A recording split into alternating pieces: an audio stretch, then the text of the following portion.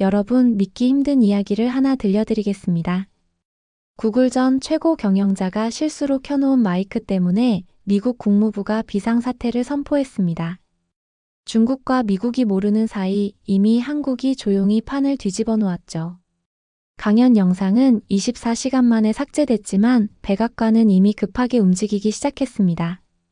한국을 즉시 최우선 동맹국으로 격상하라. 도대체 무슨 일이 벌어진 걸까요? 한국이 조용히 숨겨온 충격적인 현실 지금 바로 공개합니다. 이 영상이 도움이 되셨다면 구독과 좋아요, 알림 설정 부탁드립니다. 여러분의 작은 관심이 더 좋은 콘텐츠를 만드는 힘이 됩니다. 그럼 시작하겠습니다. 제 이름은 올리버 채입니다. 골드만삭스에서 아시아 투자 전략을 담당하고 있죠. 그날도 평범한 오후였습니다. 스탠퍼드 대학교 강연장, 전 구글 최고 경영자 에릭 슈미트가 연단에 올랐어요. 실리콘밸리 투자자 300명이 모인 자리였습니다. 저도 그중 한 명이었죠. 여러분, 불편한 진실을 하나 말씀드리겠습니다. 슈미트의 첫 마디에 강연장이 조용해졌습니다. 그는 잠시 침묵한 뒤 폭탄 선언을 했어요. 인공지능 시대에 살아남을 국가는 단 5개뿐입니다. 옆자리 동료가 조용히 속삭였습니다. 또 미중 패권 얘기겠지. 저도 그렇게 생각했어요. 하지만 슈미트가 읊은 명단은 완전히 예상을 벗어났습니다. 미국, 중국, 인도, 일본, 그리고 한국입니다. 순간 강연장이 술렁였어요. 누군가 큰 소리로 물었습니다. 한국이요? 독일이 아니고요? 저는 거의 웃음이 나올 뻔했습니다. 20년간 아시아를 분석해온 제게 이건 말도 안 되는 소리였거든요. 일본이야 당연하지만 한국이라니요. 제 머릿속엔 도요타, 소니, 닌텐도가 스쳐 지나갔습니다. 세계 최고의 기술력, 장인정신, 혁신의 아이콘들이죠. 그게 일본이었어요. 한국은 그저 일본을 따라하는 국가 정도로만 생각했었습니다. 슈미트가 계속해서 말했습니다. 한국은 전 세계에서 극소수 국가 중 하나로 하드웨어와 소프트웨어를 동시에 완성할 수 있는 나라입니다. 반도체, 배터리, 인공지능, 로봇공학 모든 분야에서 상위 3개 안에 들어요. 앞줄에 앉은 유명 벤처 캐피털리스트가 비웃듯 말했습니다. 그럼 왜 우리가 한국에 투자 안 하죠? 다들 도쿄로 가잖아요. 슈미트가 묘한 미소를 지었습니다. 그 미소가 이상하게 불편했어요. 그게 바로 여러분의 실수입니다. 한국인들은 자신들의 능력을 숨기는데 매우 뛰어나거든요. 겸손인지 전략인지 모르겠지만 말입니다. 강연이 끝나고 저는 동료들과 커피를 마셨습니다. 골드만삭스 팀 전체가 웅성거렸어요. 저게 뭐였죠? 말도 안 돼요. 한국이 독일보다 앞서다니요.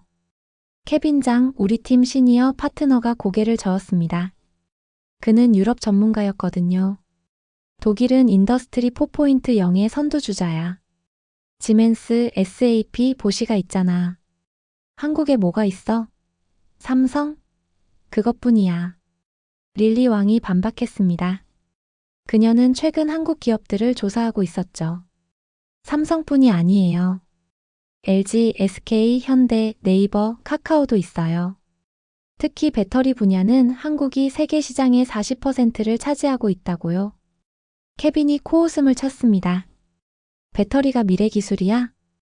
일본의 로봇 기술이나 독일의 정밀 기계가 훨씬 중요하지. 저는 케빈의 편이었습니다.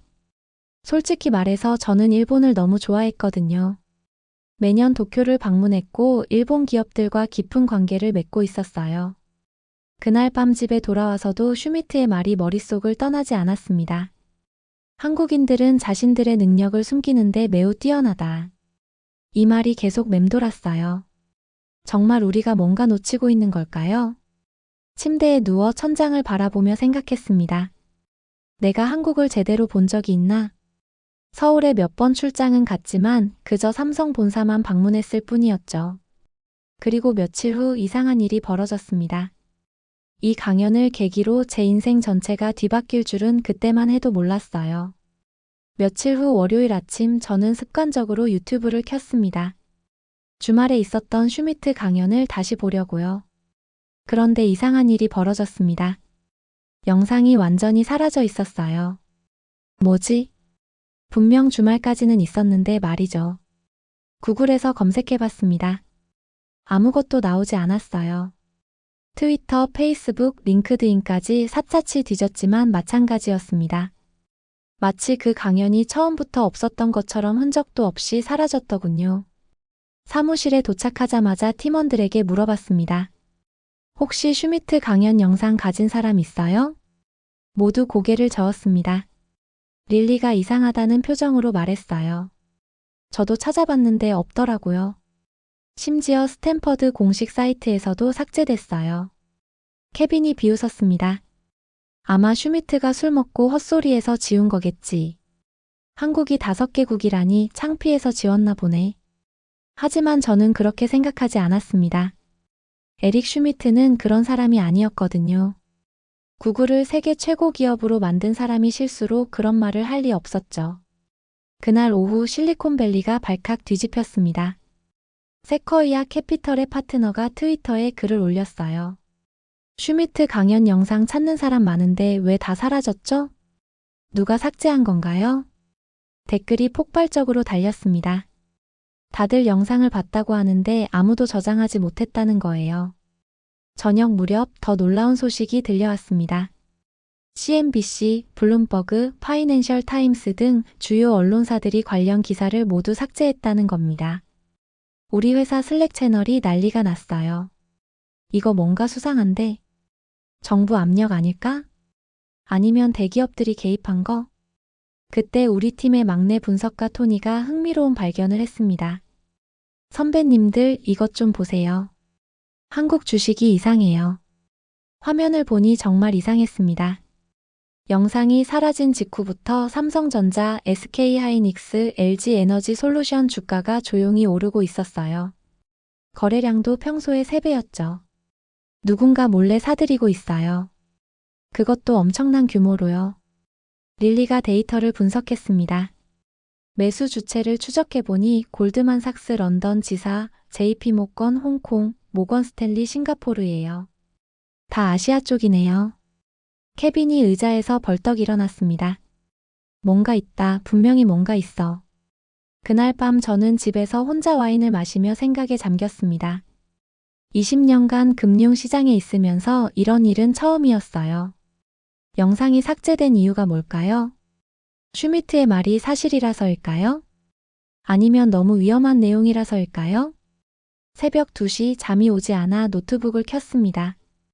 다크웹까지 뒤져봤지만 영상은 없었어요. 대신 흥미로운 글 하나를 발견했습니다. 익명의 누군가가 올린 글이었어요. 한국의 진짜 기술력을 아는 사람은 극소수다. 그들은 의도적으로 이류인 척하고 있다. 슈미트가 진실을 말했기 때문에 영상이 삭제된 것이다. 댓글들이 달려 있었습니다. 음모론 그만해라. 한국이 뭘 숨긴다고? K-팝이나 잘하는 나라 아니야? 하지만 한 댓글이 제 눈길을 끌었습니다. 저는 테슬라 엔지니어입니다.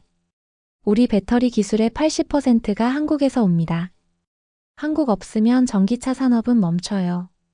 다음 날 아침 저는 결심했습니다. 회의실에 들어가자마자 말했어요. 저 한국 가보겠습니다. 케빈이 놀란 표정으로 물었습니다. 갑자기 왜? 직접 확인해보고 싶어요. 슈미트가 왜 그런 말을 했는지, 영상은 왜 삭제됐는지요. 릴리가 거들었습니다. 저도 가고 싶어요. 최근 한국 데이터 분석하면서 이상한 점들이 많았거든요. 케빈이 한숨을 쉬었습니다. 그래, 가봐. 하지만 기대는 하지 마. 일본이 아시아 기술의 중심이라는 건 변하지 않을 거야. 저는 즉시 비행기표를 예약했습니다. 인천행 직항편이었죠. 탑승 게이트에서 대기하며 스마트폰을 보는데 메시지 하나가 왔습니다. 발신자 불명이었어요. 한국에서 진실을 찾게 될 것입니다. 선입견을 버리세요. 소름이 돋았습니다. 누가 제 번호를 어떻게 안 거죠? 비행기가 이륙하는 순간 저는 알 수 없는 긴장감에 휩싸였습니다. 이 여행이 제 인생을 바꿀 거라는 예감이 들었어요. 그리고 그 예감은 정확했습니다. 인천공항에 도착하기 전날 밤 골드만삭스 뉴욕 본사에서 긴급 화상회의가 소집됐습니다. 아시아 투자 전략을 전면 재검토하자는 안건이었죠. 회의실 화면에는 전 세계 12개 지사의 파트너들이 접속해 있었습니다. 최고 경영자 데이비드 솔로몬이 직접 주재했어요. 최근 아시아 시장에 이상 신호가 감지되고 있습니다. 특히 한국 관련해서요. 런던 지사의 제임스 로드가 먼저 발언했습니다. 저희가 조사한 바로는 지난 일주일간 한국 주식에 50억 달러가 조용히 유입됐습니다. 주체를 추적하니 중동 국부 펀드와 노르웨이 연기금이었어요. 도쿄 지사의 사토켄이 반박했습니다. 일시적인 현상일 뿐입니다. 일본이 아시아 기술의 중심이라는 사실은 변하지 않아요. 도요타의 수소차, 소니의 이미지 센서, 그리고 제가 끼어들었습니다. 사토상 하지만 배터리는요? 반도체는요? 한국이 압도적이지 않습니까? 그건 단순 제조업입니다. 진짜 혁신은 일본에서 나와요. 케빈이 사토의 편을 들었습니다. 맞아요. 한국은 그냥 대량 생산만 잘할 뿐이에요. 창의성과 원천 기술은 일본이 훨씬 앞서죠. 그때 홍콩 지사의 릴리가 화면을 공유했습니다. 이 차트를 보세요. 지난 5년간 인공지능 특허 출원 순위입니다. 모두가 숨을 죽였습니다. 한국이 미국, 중국에 이어 3위였어요. 일본은 7위에 불과했죠. 그리고 이건 배터리 시장 점유율입니다. 한국 3개사가 합쳐서 42%, 일본은 18%예요. 케빈이 발끈했습니다. 숫자만으로 판단할 수 없어. 품질이 중요하지. 싱가포르 지사의 라이언 탄이 조용히 말했습니다. 제가 최근 애플 임원을 만났는데요. 차세대 아이폰 배터리를 한국 기업에 전량 맡긴다고 하더군요. 일본 기업은 탈락했고요. 회의실이 조용해졌습니다. 데이비드 솔로몬이 결론을 내렸습니다. 올리버, 당신이 직접 한국에 가서 확인하고 오세요. 72시간 내로 보고서를 제출하기 바랍니다. 알겠습니다. 화상회의가 끝나고 케빈이 저를 붙잡았습니다. 올리버, 편견 없이 봐. 한국이 잘하는 건 인정해. 하지만 일본을 넘어섰다는 건 아니야. 저도 사실 케빈과 같은 생각이었습니다. 일본은 제게 특별했거든요. 첫 해외 출장지였고 가장 많은 인맥을 쌓은 곳이었죠. 귀국 준비를 하며 도쿄의 파트너 야마다상에게 전화했습니다. 올리버상 한국 가신다고요? 시간 낭비예요. 오히려 도쿄 오세요. 소프트뱅크가 새로운 로봇 공개한대요. 감사합니다. 하지만 이번엔 꼭 가봐야 할 것 같아요. 후회할 겁니다. 한국엔 볼 게 없어요. 삼성 빼면 뭐가 있습니까? 저는 웃으며 전화를 끊었습니다. 하지만 마음 한구석에선 야마다상 말이 맞을 거라고 생각했죠. 공항으로 가는 택시 안에서 자료를 정리했습니다. 한국 국내 총생산 세계 12위, 인구 5,100만 명. 주력 산업 반도체, 조선, 자동차, 배터리. 숫자는 인상적이었지만 일본과 비교하면 여전히 작았습니다. 일본 국내 총생산 세계 3위, 인구 1억 2,500만 명. 글로벌 브랜드 도요타, 혼다, 소니, 닌텐도, 유니클로. 탑승 수속을 하며 생각했습니다. 아마 이번 출장도 별 소득 없이 끝나겠지. 그때 옆에서 누군가 한국어로 통화하는 게 들렸습니다. 중년의 한국인 비즈니스맨이었어요. 응, 나 지금 샌프란시스코 공항이야. 아니, 이번엔 큰 건 성사시켰어. 실리콘밸리 스타트업 3개 인수했지. 인공지능 기술 확보했고. 순간 귀가 쫑긋해졌습니다. 그가 전화를 끊자 제가 말을 걸었어요. 실례합니다. 한국 기업 다니시나요? 네, 네이버에 다닙니다. 네이버요? 검색 엔진 회사가 미국 스타트업을 인수한다고요? 인공지능 회사를 인수하셨다고요? 그가 미소 지었습니다. 네, 이번이 12번째예요. 한국 언론엔 안 나가지만 우리가 실리콘밸리에서 조용히 쇼핑 중이죠. 비행기에 올라 생각했습니다. 정말 우리가 뭔가 놓치고 있는 건 아닐까요? 태평양 상공을 날며 창밖을 보니 구름 아래로 끝없는 바다가 펼쳐져 있었습니다. 마치 제가 모르는 거대한 진실이 수면 아래 숨어 있는 것처럼 느껴졌어요. 12시간 후 저는 한국 땅을 밟게 됩니다. 그리고 제 20년 경력이 얼마나 좁은 시야에 갇혀 있었는지 깨닫게 되죠. 비행기가 인천공항에 착륙했습니다. 새벽 5시 30분이었어요. 게이트를 나서는 순간 뭔가 달랐습니다. 공항이 너무 조용했거든요. 아니, 정확히 말하면 사람 소리가 없었습니다. 입국 심사대로 가는데 앞에 로봇이 서 있었어요.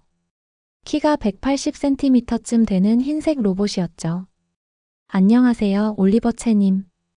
인천공항에 오신 것을 환영합니다. 깜짝 놀랐습니다.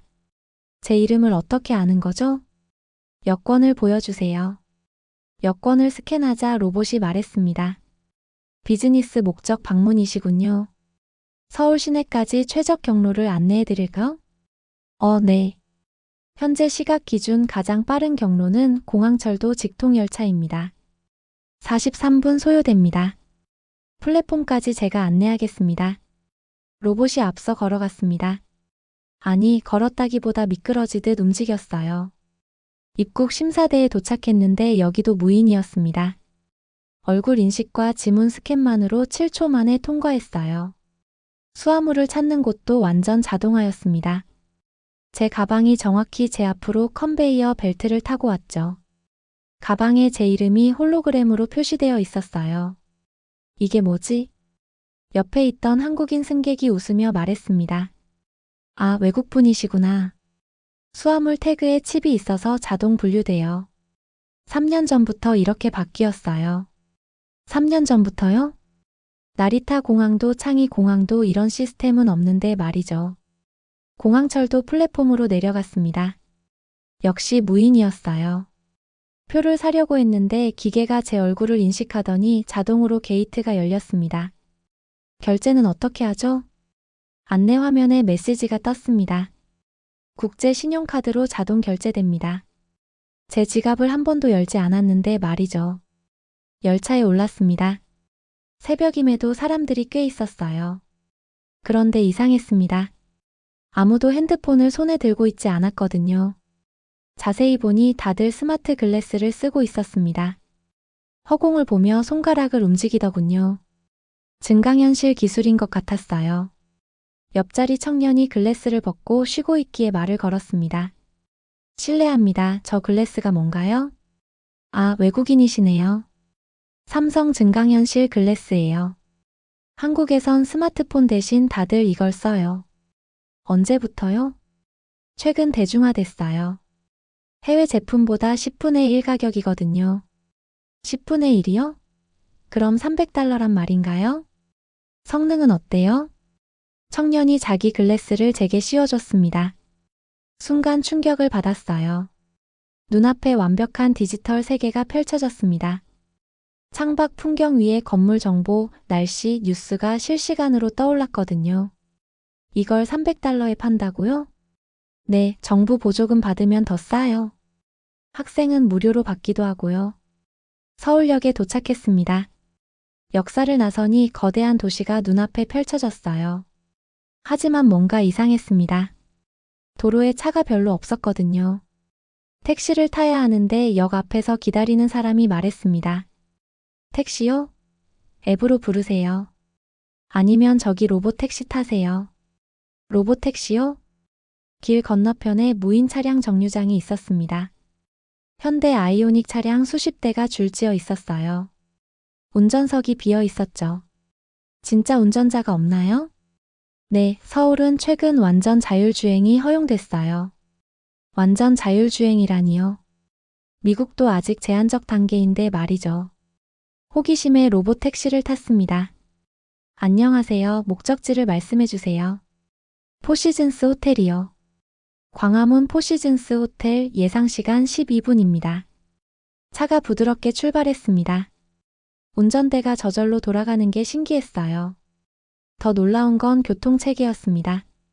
신호등에서 한 번도 멈추지 않았거든요. 차량들이 마치 짜인 것처럼 완벽하게 교차하며 지나갔죠. 어떻게 신호등에 안 걸리죠? 서울시 전체가 인공지능 교통관제 시스템으로 연결되어 있습니다. 모든 차량의 경로를 실시간 최적화하죠. 호텔에 도착했습니다. 12분 정확했어요. 체크인 역시 얼굴 인식으로 10초 만에 끝났습니다. 엘리베이터도 버튼을 누르지 않아도 제 층으로 알아서 갔어요. 방에 들어가 창밖을 봤습니다. 광화문 광장이 한눈에 들어왔어요. 아침 7시 출근 시간인데도 거리가 한산했습니다. 그런데 자세히 보니 사람들이 없는 게 아니었어요. 다들 지하로 들어가고 있었죠. 나중에 알았지만 서울 전체가 지하 도시로 연결되어 있었습니다. 지하철역, 쇼핑몰, 사무실이 다 연결되어 있어서 밖으로 나올 필요가 없었던 거예요. 아침을 먹으러 호텔 레스토랑에 갔습니다. 여기도 절반이 로봇 직원이었어요. 옆 테이블 한국인 비즈니스맨들의 대화가 들렸습니다. 어제 뉴욕 거래 어떻게 됐어? 성사했지. 골드만삭스가 우리 회사 지분 20% 사기로 했어. 귀가 쫑긋해졌습니다. 얼마에? 50억 달러. 커피를 마시다 뿜을 뻔했습니다. 50억 달러라니요? 무슨 회사길래요? 그들이 일어서며 명함을 교환하는 게 보였어요. 쿠팡 전략 기획 상무. 쿠팡이요? 온라인 쇼핑몰이 50억 달러요? 핸드폰으로 급하게 검색했습니다. 놀랍게도 쿠팡의 기업 가치가 1000억 달러를 넘었더군요. 아마존의 10분의 1 규모였어요. 이게 어떻게 가능하죠? 점심 약속 시간까지 여유가 있어 광화문 일대를 걸었습니다. 길거리 편의점에 들어갔는데 여기도 무인이었어요. 그냥 물건을 집어넣으니 자동 결제가 됐습니다. 아마존 고가 여기도 있네요. 지나가던 학생이 웃으며 말했습니다. 아마존 고요? 그게 뭔가요? 이건 그냥 우리나라 편의점이에요. 5년 전부터 다 이래요. 5년 전부터라니요. 갑자기 슈미트의 말이 떠올랐습니다. 한국인들은 자신들의 능력을 숨기는데 매우 뛰어나다. 정말 그런 것 같았어요. 세계는 한국을 K-팝과 드라마의 나라로만 알고 있었죠. 하지만 제가 본 한국은 완전히 달랐습니다. 미래가 이미 일상이 된 나라였거든요. 점심 약속 장소는 강남 테헤란로였습니다. 한국 마이크로소프트 지사장과의 미팅이었죠. 택시를 탔는데 기사님이 물었습니다. 외국분이시죠? 한국 처음이세요? 네, 사실 좀 놀랐어요. 생각보다 훨씬 발전해 있네요. 기사님이 웃었습니다. 아직 강남 못 가보셨구나. 진짜는 거기 있어요. 한강을 건너 강남에 들어서는 순간 입이 떡 벌어졌습니다. 빌딩마다 거대한 미디어 파사드가 있었거든요. 건물 전체가 스크린이었죠. 3차원 홀로그램 광고가 공중에 떠다녔고요. 저게 진짜 홀로그램인가요? 네, 삼성이 최근 상용화했어요. 세계 최초죠. 더 놀라운 건 거리 풍경이었습니다. 사람들이 다 이어폰을 끼고 허공에 대고 말하고 있었거든요. 처음엔 다들 전화하는 줄 알았죠. 아니에요. 인공지능 비서랑 대화하는 거예요. 인공지능 비서요? 네이버 클로바나 카카오 아이 같은 거요. 한국 사람 90%가 갖고 있어요. 신호등 앞에서 신기한 장면을 봤습니다. 할머니 한 분이 횡단보도 앞에 서자 신호가 자동으로 바뀌었거든요. 그리고 음성이 나왔습니다. 김순자 할머님 안전하게 건너세요. 천천히 가셔도 됩니다. 저 할머니를 어떻게 알죠? 스마트시티 시스템이에요. 노약자나 장애인을 인식해서 신호 시간을 조절해줘요. 테헤란로에 도착했습니다. 실리콘밸리가 연상됐어요. 아니, 어떤 면에선 더 미래적이었습니다. 건물 1층마다 스타트업 카페가 있었고 젊은이들이 노트북을 펴고 일하고 있었거든요. 카페에 들어가 커피를 주문했습니다. 안녕하세요. 무엇을 도와드릴까요? 놀랍게도 바리스타가 로봇이었어요. 그런데 움직임이 너무 자연스러웠습니다. 아메리카노 한 잔이요. 시럽 추가하실래요? 올리버님은 평소 바닐라 시럽을 선호하시던데요. 어떻게 아는 거죠? 공개된 선호도 프로필에 기록되어 있어요. 원치 않으시면 개인정보 차단 가능합니다. 커피를 받아 자리에 앉았습니다. 옆 테이블에서 흥미로운 대화가 들렸어요. 영어였습니다. 이 기술 정말 놀라워. 오픈 인공지능보다 6개월은 앞서 있어. 돌아보니 실리콘밸리에서 본 적 있는 얼굴이었어요. 구글 인공지능 팀장이었죠. 안녕하세요. 저 골드만삭스 올리버입니다. 구글 에릭이시죠? 아, 올리버, 여기서 만나다니. 한국 때문에 오셨구나. 네, 에릭은요? 우리도 조사 중이에요. 네이버랑 협업 논의하러 왔죠. 네이버가 그렇게 대단한가요? 에릭이 노트북을 보여줬습니다. 이거 보세요. 네이버 하이퍼클로바엑스 벤치마크 결과예요. 한국어는 물론이고 영어 성능도 GPT-4를 넘었어요. 어떻게 그게 가능하죠? 한국 정부가 몇 년 전부터 인공지능에 10조 원을 투자했대요. 그리고 삼성, LG, SK가 컨소시엄을 만들어서 함께 개발했고요. 대기업들이 협력을요? 그게 한국의 무기예요. 경쟁하면서도 필요하면 뭉친다고요. 마이크로소프트 지사장을 만났습니다. 그는 한국계 미국인이었어요. 올리버 씨, 한국이 어떠세요? 솔직히 충격받았습니다. 뭐가 가장 놀라우셨어요? 디지털 인프라요. 미국보다 앞선 것 같아요. 그가 웃었습니다. 앞선 정도가 아니에요. 5년은 빠르죠. 인터넷 속도만 봐도 미국의 10배예요. 왜 이런 사실이 알려지지 않았죠? 한국인들의 성향이에요. 자랑하는 걸 싫어하죠. 그리고 전략적으로 숨기기도 해요. 너무 앞서가면 견제받으니까요. 식사 후 그가 저를 삼성동으로 데려갔습니다. 코엑스 지하 보여드릴게요. 에스컬레이터를 타고 내려가니 거대한 지하 도시가 펼쳐졌습니다. 와, 스타필드 도서관 아세요? 거대한 책장이 천장까지 솟아 있었어요. 그런데 사람들이 책을 안 읽고 있었습니다. 다들 뭐 하는 거죠? 증강현실로 책 읽어요. 글래스 쓰고 책 표지만 보면 내용이 입체적으로 나타나요. 한 아이가 공룡 책을 보고 있었는데 눈앞에 티라노사우루스가 걸어다니고 있었거든요. 이런 게 일상이에요? 네, 한국 교육은 이미 메타버스로 상당 부분 전환됐어요.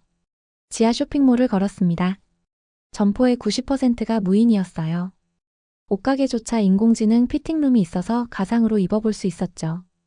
오프라인 매장이 필요한가요? 체험 공간이죠. 구매는 다 온라인으로 해요. 쿠팡이 1시간 내 배송하니까요. 1시간이요? 새벽 배송도 놀랐는데 1시간이라니요. 서울은 그래요. 물류센터가 도심 곳곳에 있거든요. 강남역 교차로에 섰습니다. 출퇴근 시간인데 혼잡하지 않았어요. 사람들이 다 어디 있죠? 재택근무가 70%예요. 코로나 이후로 정착됐죠. 그래도 이렇게 한산할 정도로요? 그리고 절반은 지하로 다녀요. 날씨에 상관없이 이동할 수 있거든요. 해가 지자 강남의 진짜 얼굴이 드러났습니다. 빌딩들이 거대한 스크린으로 변했거든요. 도시 전체가 하나의 거대한 미디어 아트 작품 같았죠. 이게 매일 밤 펼쳐지나요? 네, 관광객들이 이것 보러 와요. 타임스퀘어보다 유명해졌죠. 호텔로 돌아오며 생각했습니다. 내가 알던 한국은 없었어요. K-팝과 김치의 나라라니요. 천만에요. 여기는 미래 그 자체였습니다. 다음 날 아침 성남 판교로 향했습니다. 네이버 본사를 방문하기 위해서였죠. 판교역에 내리니 또 다른 세상이었어요. 강남이 화려한 미래라면 판교는 차분한 혁신의 도시였습니다. 역 앞에 자율주행 셔틀이 줄지어 있었거든요. 네이버 제2사옥 가세요? 네, 어떻게 아셨어요? 오늘 오전에 외국인 미팅이 그곳뿐이에요. 타세요, 무료예요. 셔틀에는 저 같은 외국인들이 가득했습니다. 독일, 프랑스, 인도에서 온 사람들이었죠. 독일에서 온 지멘스 임원이 말했습니다. 당신도 네이버 기술 보러 왔나요? 네, 골드만삭스에서 왔어요. 지멘스도 관심 있나요? 관심 정도가 아니죠. 파트너십을 맺으려고요. 그들의 인공지능이 우리 산업용 로봇에 필요해요. 네이버 제2사옥 1784에 도착했습니다. 28층 높이의 빌딩인데 입구부터 달랐어요. 문이 없었습니다. 문이 어디 있죠? 안내 직원이 웃으며 설명했습니다. 에어 커튼이에요. 문 없이도 온도와 공기를 차단하죠. 여기로 걸어 들어오세요. 정말 신기했어요. 안에 온도가 완전히 달랐는데 문이 없었죠. 로비에 들어서자 로봇들이 돌아다니고 있었습니다. 배달 로봇, 안내 로봇, 청소 로봇이요. 이 로봇들이 직원인가요? 네, 100대가 일하고 있어요. 사람 직원은 3,000명이고요. 엘리베이터도 특별했습니다. 버튼이 없었거든요. 5층 인공지능 랩 가시죠? 올리버 채님 미팅 확인됐습니다. 얼굴 인식으로 자동 확인하더군요. 5층에 도착하니 박진영 박사가 기다리고 있었습니다. 올리버님 환영합니다. 하이퍼클로바엑스 보러 오셨죠? 네, 구글 직원한테 들었는데 정말 GPT-4를 넘었다면서요? 시험 보여드릴게요. 연구실로 들어갔습니다. 화면 앞에 앉아 박사가 물었어요. 어떤 걸 테스트해 볼까요? 복잡한 금융 분석 가능한가요? 물론이죠. 질문해 보세요. 저는 일부러 어려운 질문을 했습니다. 테슬라와 BYD, 리비안의 최근 3년 재무제표를 분석하고 5년 후 전기차 시장 점유율을 예측해줘.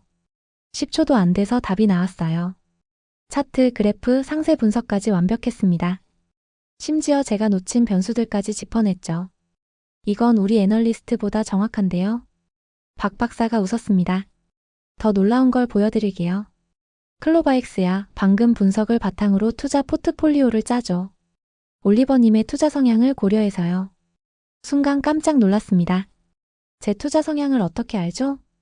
공개된 골드만삭스 리포트들을 학습했어요. 올리버님 스타일을 파악했죠. 화면에 포트폴리오가 나타났습니다. 제 스타일 그대로였어요. 공격적이면서도 해지를 잊지 않는 방식이요. 한국어 특화 모델 아니었나요? 그건 클로바 1포인트형이었어요. 지금은 글로벌 모델입니다. 14개 언어를 네이티브 수준으로 해요. 구글이나 오픈 인공지능은 왜 이걸 못 만들죠? 데이터의 차이예요. 한국은 전 국민이 디지털 네이티브예요. 하루 24시간 데이터를 생산하죠. 그리고 정부가 익명화된 공공 데이터를 전면 개방했어요. 의료, 교통, 금융, 교육 모든 분야의 데이터를 인공지능 학습에 쓸 수 있죠. 옆 연구실로 이동했습니다. 여긴 로봇 연구소예요. 휴머노이드 로봇이 걸어다니고 있었거든요. 움직임이 완전히 사람 같았습니다. 보스턴 다이나믹스보다 자연스러운데요. 보스턴 다이나믹스 기술도 들어있어요. 현대가 인수했잖아요. 우리랑 협업하고 있죠. 로봇이 제게 다가와 악수를 청했습니다. 안녕하세요, 올리버님. 한국 방문 어떠세요? 좋아요. 투자 결정에 도움이 필요하면 말씀하세요. 한국 시장 분석 도와드릴게요. 로봇이 농담까지 하다니요. 이 로봇 가격이 얼마예요? 아직 시제품이라 판매는 안 해요. 하지만 목표가는 전기차 수준이에요. 전기차요? 그럼 3만 달러요? 네, 대량 생산하면 가능해요. 다음은 메타버스 연구실이었습니다. 제페토 아세요? 네이버 메타버스 플랫폼이죠. 3억 명이 사용해요. 로블록스 다음이죠. 박사가 가상현실 헤드셋을 건네줬습니다. 써보세요. 헤드셋을 쓰자 가상 서울이 펼쳐졌어요. 광화문, 남산타워, 한강이 완벽하게 재현되어 있었죠. 와, 디테일이 놀라운데요. 서울시 전체를 3차원 스캔했어요. 실제와 99% 일치해요. 가상 거리를 걸었습니다. 다른 아바타들이 쇼핑하고 대화하고 일하고 있었거든요. 사람들이 여기서 실제 업무를 하나요? 네, 일부 기업은 메타버스 오피스를 운영해요. 재택근무의 진화형이죠. 마지막으로 데이터 센터를 방문했습니다. 지하 3층 규모였는데 서버 수만 대가 늘어서 있었어요. 전력 소비가 엄청나겠네요. 100% 재생에너지예요. 태양광과 수소 연료 전지로 자체 발전하죠. 수소 연료 전지요? 네, 현대화 개발했어요. 한국이 수소 경제 1위 국가거든요. 네이버를 나오며 생각이 복잡해졌습니다. 구글과 맞먹는 기술력이었어요. 아니, 어떤 면에서선 앞서 있었죠. 그런데 왜 세계는 이걸 모를까요? 박 박사가 배웅하며 말했습니다. 올리버님, 한 가지 조언 드려도 될까요? 네, 말씀하세요. 한국에 투자하려면 서두르세요. 중국 자본이 이미 많이 들어왔어요. 조용히요. 중국이요? 네, 그들은 한국의 가치를 알아요. 미국만 모르죠. 판교를 떠나는 셔틀 안에서 창밖을 봤습니다. 네이버, 카카오, NC소프트, 넥슨, 크래프톤. 게임 회사로만 알았던 기업들이 모두 인공지능 연구를 하고 있었거든요. 이 작은 도시에 실리콘밸리급 기업들이 몰려 있다니요. 슈미트의 말이 계속 떠올랐습니다. 한국인들은 자신들의 능력을 숨기는데 매우 뛰어나다. 이제 그 말의 의미를 알 것 같았어요. 오후 일정은 쿠팡 물류센터 방문이었습니다. 김포공항 근처에 있는 메가허브였죠. 쿠팡 전략기획 이강욱 상무가 직접 마중 나왔습니다. 올리버님, 골드만삭스에서 오셨다고요? 우리에게 관심 있으신가요? 솔직히 어제까지는 없었어요. 그런데 한국 와서 생각이 바뀌었습니다. 다들 그러시더라고요. 메가허브 입구에 도착했습니다. 일단 규모부터 보시죠. 전망대에 올라가니 숨이 막혔습니다. 축구장 50개 크기의 물류센터가 눈앞에 펼쳐졌거든요. 이게 한 개 건물인가요? 네, 아시아 최대 규모예요. 직원 5,000명, 로봇 3,000대가 일하죠. 내부로 들어갔습니다. 컨베이어 벨트가 미로처럼 얽혀 있었고 상자들이 쉴 새 없이 움직였어요. 하루 처리량이 얼마나 되죠? 평균 400만 건이요. 피크 때는 600만 건도 해요. 600만 건을요? 네, 아마존 풀필먼트 센터의 2배 속도예요. 로봇 구역으로 갔습니다. 노란색 로봇들이 선반을 통째로 들어 운반하고 있었거든요. 이 로봇들이 알아서 물건을 찾나요? 네, 인공지능이 최적 경로를 계산해요. 사람보다 10배 빠르죠. 포장 구역도 자동화되어 있었습니다. 물건 크기에 맞춰 박스를 자동 선택해요. 포장재도 최소화하고요. 환경을 생각하는군요. 네, 한국은 환경 규제가 엄격해요. 재활용 안 되는 포장재는 못 써요. 그때 이상한 걸 발견했습니다. 저 빨간색 라인은 뭐예요? 아, 그건 로켓 배송 전용이에요. 주문 후 3시간 내 배송이요. 3시간이요? 어떻게 가능하죠? 이 상무가 태블릿을 보여줬습니다. 서울 시내 마이크로 풀필먼트 센터가 200개 있어요. 고객 반경 3km마다 하나씩이죠. 200개나요? 편의점처럼 촘촘해요. 그래서 1시간 배송도 가능하죠. 배송 차량 구역으로 갔습니다. 전기 트럭 수백 대가 줄지어 있었거든요. 모두 전기차네요. 네, 최근 100% 전기차로 전환했어요. 현대와 협업해서 만든 쿠팡 전용 모델이에요. 충전은 여기서 자동으로 돼요. 무선 충전이라 케이블도 필요 없죠. 더 놀라운 건 기사들이었습니다. 다들 젊네요. 평균 연령 32살이에요. 그리고 정직원이에요. 정직원이요? 미국은 다 계약직인데요. 한국은 달라요. 쿠팡맨들 연봉이 5천만 원 넘어요. 복지도 대기업 수준이고요. 그럼 인건비가 높겠네요. 하지만 이직률이 5%예요. 숙련도가 높아서 생산성이 미국의 1포인트5배예요. 통제실로 갔습니다. 거대한 스크린에 한국 지도가 떠 있었고 실시간으로 배송 현황이 표시됐거든요. 지금 이 순간에도 20만 명이 배송받고 있어요. 새벽 배송은 어떻게 하죠? 고객이 자는 동안 현관 앞에 놔둬요. 도난 거의 없어요. 한국은 안전하니까요. 이 상무가 자랑스럽게 말했습니다. 아마존이 우리 시스템 벤치마킹하러 왔어요. 3번이나요? 진짜요? 네, 특히 신선식품 배송을 배우러 왔죠. 우리는 새벽에 산지 농산물을 배송해요. 품질 관리는요? 콜드체인 완벽해요. 농장에서 고객 냉장고까지 영상 2도를 유지하죠. 다음은 쿠팡이츠 센터였습니다. 음식 배달도 아시죠? 한국 1위예요. 하루 300만 건 배달해요. 300만 건을요? 한국인 2명 중 1명이 매일 배달시켜 먹어요. 화면에 서울 지도가 나타났습니다. 빨간 점들이 벌떼처럼 움직이고 있었거든요. 저 점들이 다 배달 라이더예요. 네, 5만 명이 실시간으로 움직여요. 평균 배달 시간 19분이에요. 19분이요? 조리 시간 포함해서요? 네, 인공지능이 주문 예측을 해서 미리 준비하도록 식당에 알려주죠. 쿠팡 플레이 스튜디오도 봤습니다. 스트리밍 서비스도 하시네요. 넷플릭스와 경쟁이요? 한국 콘텐츠 제작에 연 1조 원 투자하죠. 이커머스 회사가 콘텐츠를요? 아마존도 프라임 비디오 하잖아요. 우리가 먼저 시작했지만요. 이 상무가 갑자기 진지해졌습니다. 올리버님, 쿠팡의 진짜 강점이 뭔지 아세요? 물류 아닌가요? 데이터예요. 5천만 한국인의 소비 데이터를 갖고 있어요. 그게 왜 중요하죠? 뭘 살지 예측할 수 있어요. 재고 제로에 도전하고 있죠. 재고 제로요? 주문 전에 미리 배송 시작해요. 고객이 클릭하는 순간 이미 트럭에 실려 있죠. 말도 안 돼요. 이 상무가 휴대폰을 꺼냈습니다. 직접 보여드릴게요. 제가 매일 4시에 아메리카노 시키거든요. 시계를 보니 3시 55분이었어요. 자, 보세요. 4시 정각 알림이 왔습니다. 이강욱 고객님, 오늘의 아메리카노 5분 후 도착합니다. 주문도 안 했는데요?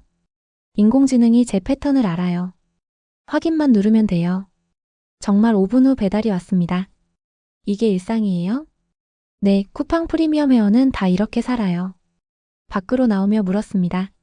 쿠팡 기업 가치가 얼마죠? 1200억 달러예요. 아마존은 2조 달러죠. 하지만 성장률은 우리가 3배 빨라요. 왜 미국 진출 안 하세요? 검토 중이죠. 몇 년 내로 갈 계획입니다. 미국도 이렇게 할 수 있을까요? 이 상무가 웃었습니다. 한국에서 되는 게 미국에서 안 될 이유가 있나요? 차를 타고 나오는데 쿠팡 트럭이 줄지어 출발하는 게 보였어요. 파란색 전기 트럭 수백 대가 서울로 향했습니다. 아마존을 넘을 수도 있겠다. 처음으로 그런 생각이 들었어요. 셋째 날 아침 수원 삼성전자 본사로 향했습니다. 전날 밤 케빈이 전화했거든요. 올리버, 삼성 가봤자야. 우리가 다 아는 회사잖아. 하지만 저는 이미 예감이 있었습니다. 한국의 다른 기업들이 이 정도인데 삼성은 뭔가 다를 거라고요. 정문에서 보안 검색이 삼엄했습니다. 카메라, 녹음기 모두 제출해주세요. 왜 이렇게 엄격하죠? 최신 기술 유출 방지예요. 경쟁사 스파이가 많거든요. 안내를 맡은 김철수 상무가 웃으며 말했습니다. 애플 직원도 많이 와요. 관광 온다고 하지만 다 알죠. 먼저 반도체 전시관으로 갔습니다. 올리버님, 반도체가 뭔지 아시죠? 당연하죠. 컴퓨터 두뇌 아닙니까? 맞아요. 그런데 최신 반도체 공정이 몇 나노인지 아세요? 3나노 정도요? 삼성은 이미 2나노를 양산 중이에요. 곧 1.4 나노도 나옵니다. 1.4 나노요? 원자 크기 아닌가요? 거의 그래요. 원자 5개 크기예요. 실제 웨이퍼를 보여줬습니다. CD처럼 생긴 원판이었죠. 이 안에 트랜지스터가 몇 개나 들어갈까요? 몇십억 개요? 천억 개예요. 사람 뇌 세포 수준이죠. 다음은 미래기술연구소였습니다. 여기는 일반인 출입 금지 구역인데 특별히 허락받았어요. 들어가니 공상과학 영화 세트장 같았습니다. 이게 뭐죠? 뉴로모픽 칩이에요. 인간 뇌를 모방한 반도체죠. 어디에 쓰이는데요? 자율주행차, 로봇, 인공지능이요. 전력 소비가 기존 칩의 100분의 1이에요. 100분의 1이요? 네, 인간 뇌처럼 필요한 부분만 작동해요. 테슬라가 이거 사려고 난리예요. 옆 연구실로 갔습니다. 여긴 양자 컴퓨터 연구소예요. 거대한 원통형 기계가 천장까지 솟아 있었거든요. 이게 양자 컴퓨터요? 50큐비트 시제품이에요. 구글은 70큐비트인데요. 우린 100큐비트 개발 중이죠. 언제 상용화되나요? 몇 년 내로요. 이미 현대차와 신약 개발에 활용 중이에요. 김상무가 태블릿을 보여줬습니다. 이거 보세요. 최근 삼성 특허 출원 순위예요. 미국 특허청 자료였습니다. 삼성이 2위, IBM이 1위였어요. IBM 다음이네요. 네, 그런데 인공지능 관련 특허만 보면 우리가 1위예요. 진짜요? 오지통신 특허의 35%가 삼성 거예요. 화웨이는 18%고요. 다음은 스마트폰 공장이었습니다. 갤럭시 만드는 곳이죠? 네, 그런데 이제 스마트폰은 부업이에요. 부업이요? 매출의 20%밖에 안 돼요. 진짜는 따로 있죠. 지하로 내려갔습니다. 여기가 진짜예요. 거대한 클린룸이 끝없이 펼쳐져 있었거든요. 파운드리 공장이에요. 애플, 엔비디아, 퀄컴 칩을 만들죠. TSMC 아니었나요? TSMC가 60%, 우리가 30%예요. 하지만 성장률은 우리가 2배 빨라요. 방진복을 입고 내부로 들어갔습니다. 극자외선 리소그래피 장비들이 작동 중이었어요. 저 기계 하나에 얼마예요? 2천억 원이에요. 여기에만 30대 있죠? 6조 원어치요? 네, 한국이 반도체에 매년 50조 원 투자해요. 국가 전체가요? 김상무가 갑자기 진지해졌습니다. 올리버님, 진짜 비밀 하나 알려드릴 거? 뭐죠? 삼성이 인텔 인수 검토했었어요. 뭐라고요? 인텔 시가 총액 1,000억 달러, 삼성 현금 보유액 1,200억 달러. 가능했어요. 그럼 세계 반도체 산업이 한국 주도가 되는 거네요. 메모리는 이미 70%, 파운드리 30%. 인텔까지 먹으면요. 생각만 해도 무서운 시나리오였습니다. 배터리 연구소로 이동했습니다. 삼성 SDI 아시죠? 테슬라 배터리 공급사죠? 맞아요. 그런데 차세대 배터리 보여드릴게요. 실험실에는 다양한 배터리가 전시되어 있었거든요. 이게 전고체 배터리예요. 리튬이온 대비 3배, 충전 속도 10배예요. 상용화는요? 곧 나올 예정이에요. 이미 BMW와 계약했어요. LG 에너지 솔루션은요? 우리가 몇 개월 앞서요. 물론 그들도 무섭게 추격하지만요. 김상무가 작은 배터리를 보여줬습니다. 이건 뭐죠? 동전 크기네요. 의료용 배터리예요. 몸속에 넣는 거죠. 10년 사용 가능해요. 뭐에 쓰죠? 심장 임플란트, 인공장기, 나노 로봇에 쓰여요. 마지막으로 미래 전시관에 갔습니다. 2030년 삼성을 보여드릴게요. 홀로그램으로 미래 도시가 펼쳐졌거든요. 스마트시티 전체를 삼성이 만들어요. 두바이에 짓고 있죠. 건설사도 아닌데요. 삼성물산이 있잖아요. 부르즈 칼리파도 우리가 지었고요. 그건 알았는데 스마트시티는요? 도시를 우리가 만들어요. 교통, 에너지, 보안, 의료 모든 걸 통합 관리하죠. 화면에 숫자들이 떴습니다. 삼성그룹 전체 매출이 얼마인지 아세요? 3천억 달러 정도요? 5천억 달러예요. 한국 국내 총생산의 30%죠. 30%를요? 베트남 국내 총생산의 20%도 삼성이 만들어요. 밖으로 나오며 물었습니다. 왜 이런 사실들이 잘 안 알려졌죠? 일부러 안 알려요. 너무 크면 견제받거든요. 화웨이처럼 되고 싶지 않아요. 그래서 조용히요? 네, 조용히 세계를 선도하는 거죠. 주차장에서 김상무가 마지막으로 말했습니다. 올리버님, 대만 TSMC 아시죠? 당연하죠. 대만에 전쟁 나면 어떻게 될까요? 반도체 공급이 마비되죠. 그때 유일한 대안이 어디일까요? 한국이네요. 맞아요. 미국이 한국을 포기 못하는 이유예요. 서울로 돌아오는 차 안에서 계속 생각했습니다. 삼성 하나만으로도 한국은 충분히 강대국이었어요. 그런데 LG, SK, 현대까지 있다니요. 일본이 아니라 한국이 진짜 아시아의 리더구나. 20년간의 확신이 무너지는 순간이었습니다. 넷째 날 충청북도 청주로 향했습니다. LG 에너지 솔루션 오창 공장이었죠. 안내를 맡은 박지훈 전무가 말했습니다. 올리버님, 전기차 시대의 진짜 승자가 누군지 아세요? 테슬라 아닌가요? 아니요, 배터리 만드는 회사예요. 전기차 원가의 40%가 배터리거든요. 공장 입구에 들어서자 규모에 압도됐습니다. 여기가 세계 최대 배터리 공장이에요. 테슬라 배터리 70%를 여기서 만들죠. 70%나요?